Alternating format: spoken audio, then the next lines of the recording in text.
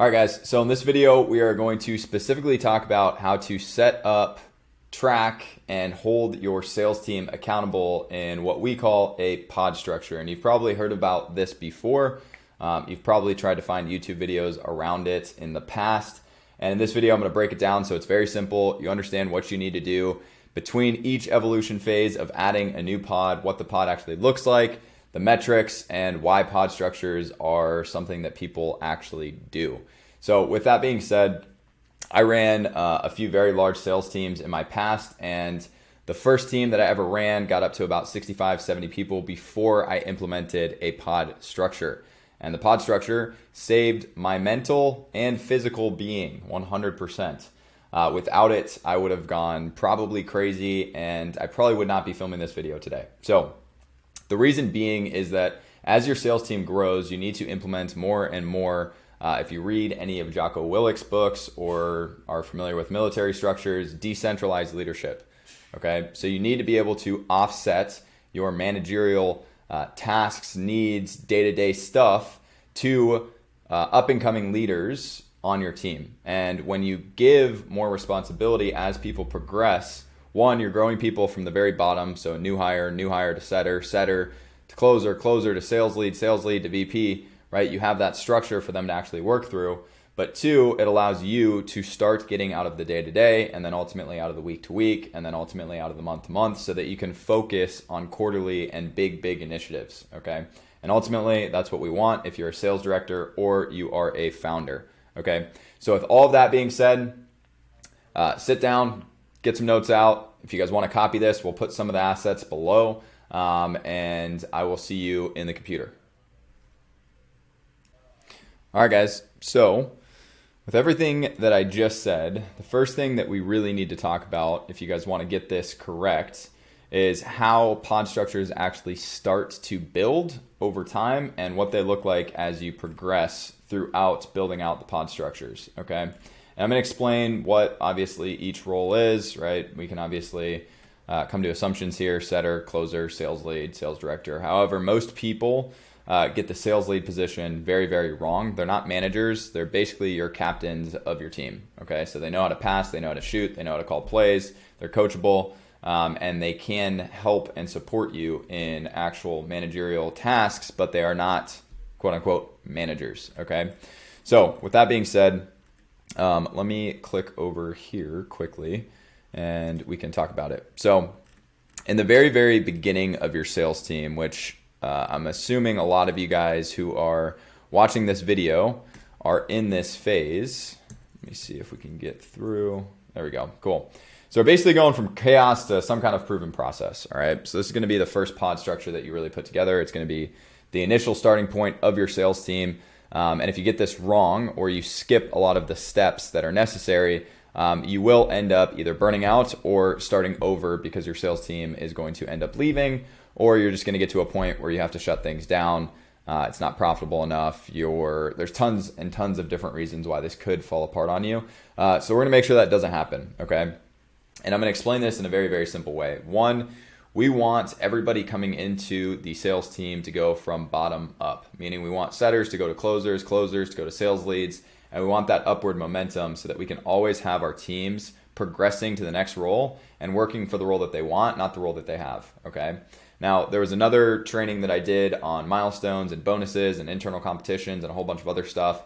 There will be another training that I do over promotion process and how we actually get people to go from setter to closer to sales lead, and so on and so forth, without creating a lot of operational complexity and making it really easy for you to not have to build resources, training, or do any of that stuff really ever again after about 6 months of running this productively, okay? And that may sound crazy, but it works. So yeah, keep an eye out for that video.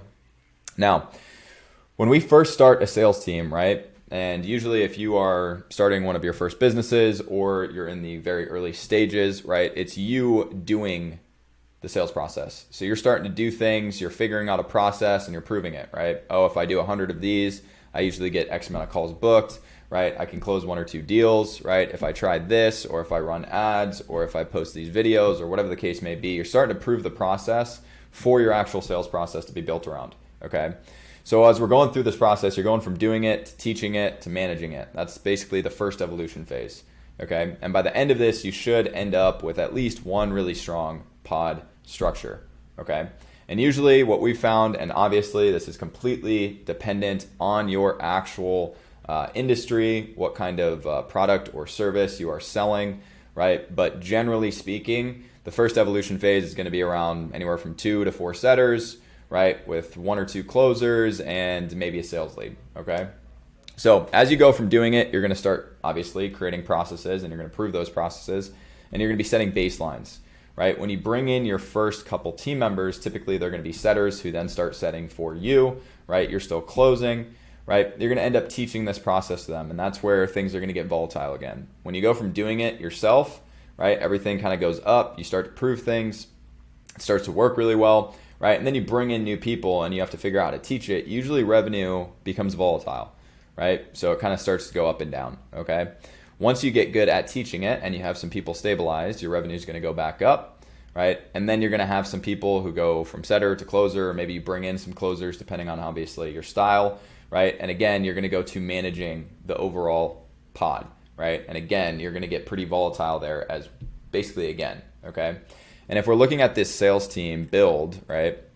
And I'll touch on this a little bit later, but when we're looking at the actual sales team, right, if we're going through 3 primary evolution phases, let's say up to $1 million a month plus, right, you're going to have these micro loops in between, right, every single big evolution phase. Okay, so this top line represents the bigger evolution phases. So going from 250 a month to 500,000 a month, 500,000 a month to $1 million plus, right? And then there's going to be these small micro loops in between. Okay, so the first part is you actually doing the thing, right? Then it's you teaching it, then it's you managing it, and then we'll get into what evolution phase 2 actually comes down to. But a lot of it comes down to putting down the actual system, putting in better reporting, right? And allowing your team to actually grow and maximizing what they actually use or basically put in as their input, right? We want to help them get more of the output based on what they're putting in, right? So better efficiency, better systems, better automation, better reporting, and more optimized front ends, either marketing or whatever the case might be, all right? Sales process in general. So when we're starting these processes, right, and we're building our first pod, right, as we go through these evolution phases, we should be adding on at least 1 pod per primary evolution phase, okay? And the reason that this is so powerful is because, 1, this is a completely commission-only structure, and that's how we've built it always. So it allows you to, if you're doing really well, right, you're going to pay a lot in commissions, which is awesome, right? But if you're not doing super well, you don't have all the overhead and the constraints of, potentially putting yourself out of business because you have a bigger team on the sales side, all right? Now, like I said, in the beginning phase, it's 100% on you, right, to make things work, right? At the end of that phase, it's probably going to be about 90-10, right? You're going to have some people starting to progress, some people doing well, but you can't give up the responsibility of the sales department, like a lot of people do, in evolution phase 1. You still need to have your finger on the trigger. You need to understand the pulse. You need to be at the ground level with your team, okay? Starting evolution phase 2, 90-10, going to about 50-50, and then you got evolution phase 3, which is about 50-50 starting and going to about 15-85. This is when you're going to start to have sales leads. You may have a VP at this point or a sales director, and things are starting to operate and run without you, okay? So with all of that being said, how do we actually build these pod structures, right? So if we go into the actual growth plan of the pod structure, right, you're the one who starts basically doing everything. You're proving the process, right? You bring in a few setters, you then start teaching it, and now you're managing it, right?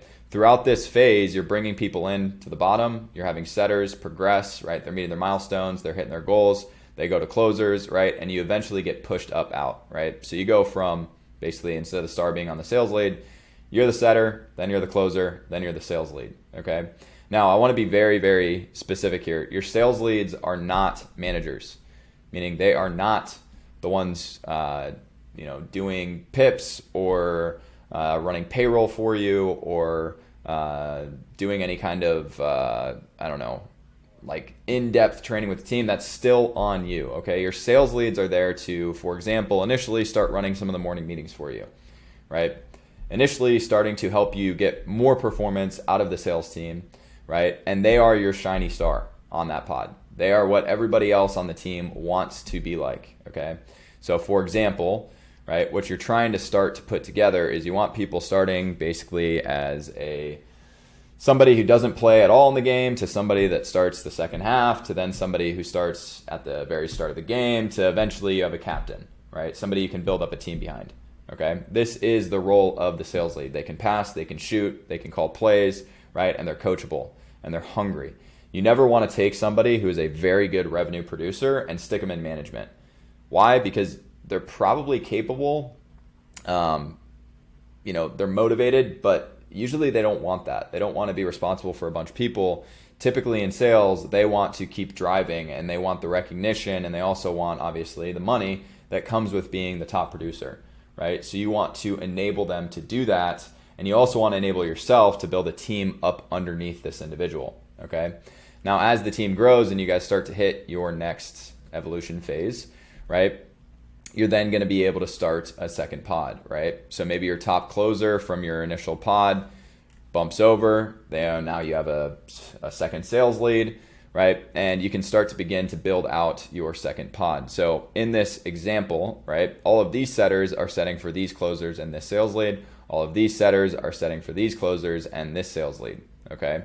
Now, example of kind of how this looks and builds out towards the end, right? You've got your sales leads, which they probably have a little bit of a bump in commission, right? So if your closers are typically getting 10%, maybe your sales leads get 12.5, okay?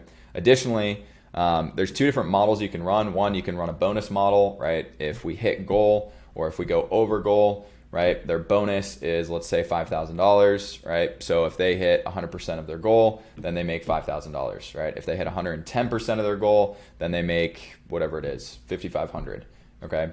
The way I like to do it is a slight override of their team. So if their team produces, so if pod one produces, let's say $100,000 and the override is 2%, right? Then the sales lead would receive a bonus of $2,000 on top of their commissions and all of their other stuff, right? And that's for you, basically giving them a compensation for, one, helping with some of the smaller tasks, running role plays, running the meetings in the morning, helping relay information up to you so that you can obviously be removed one layer without actually having a manager underneath you, okay?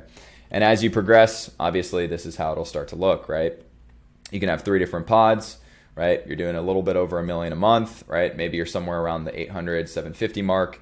However, you've got a great setting team with great closers, great sales lead, and now you can start to put in competition between these pods, right? And if you haven't watched that video, go watch it. It'll make sense. We run future-paced bonuses for these pods to compete every single month, right? If one pod produces, let's say, for example, pod 1, pod 2, pod 3, pod 1 does 1 million, pod 2 does 800,000, pod 3 does 1.3, right? Pod 3 will get a slight increase in commission for the entirety of the next month. Okay, so that is where they actually make their bonus. We don't just give big checks because then our top producing pod will get a little bit lazy. We incentivize with increased commission for the entirety of the next month, right? And this is what the pods are battling back and forth for.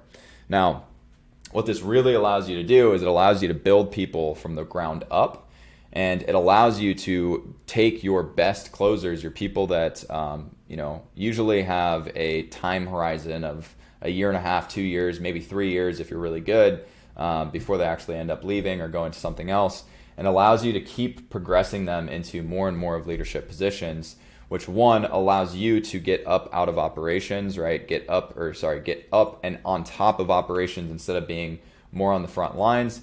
But it also allows you to start to build a team that feels responsible for what they've put together, okay? So if a sales lead has helped build a pod, they're very unlikely to want to leave because they feel responsible for some of the people on their team. And most of them really, really enjoy the recognition, the leadership, as well as being one of the star players on the team.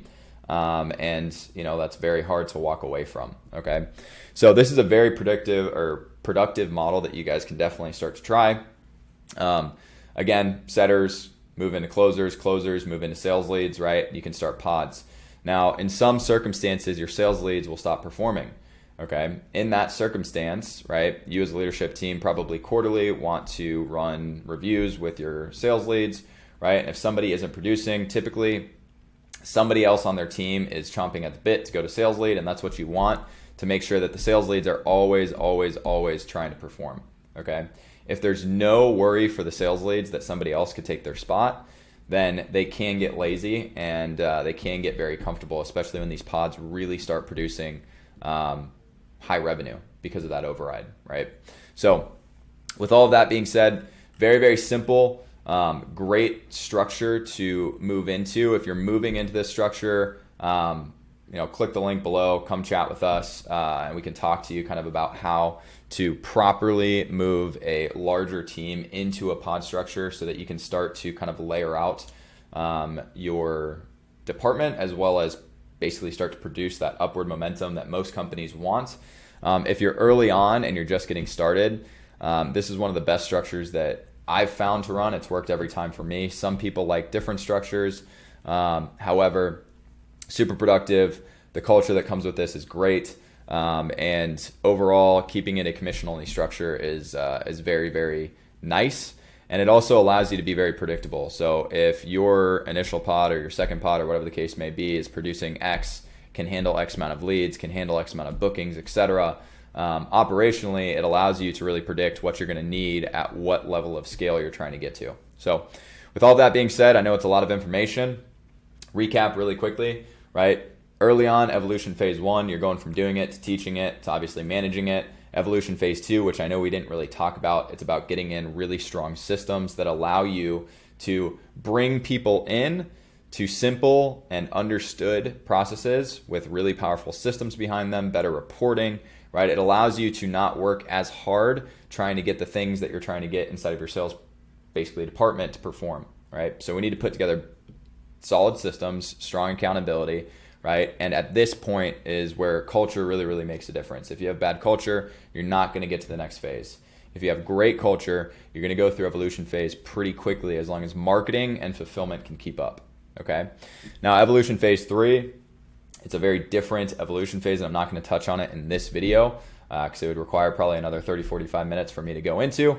However, it is all about incentivizing your teams to consistently meet goal and allowing them a solid enough foundation system-wise with a very good culture and really, really pushing on competition and things that can help drive your team forward, okay? Recruiting, onboarding, training, promotion, all of this stuff becomes really, really relevant once you start to go into evolution phase 2. So with all that being said, I hope this was a great video. I'm sure it prompted a lot of questions. Feel free to comment below or go ahead and book a call. We'd love to chat with you about it. And yeah, with that being said, I'll see you in another video.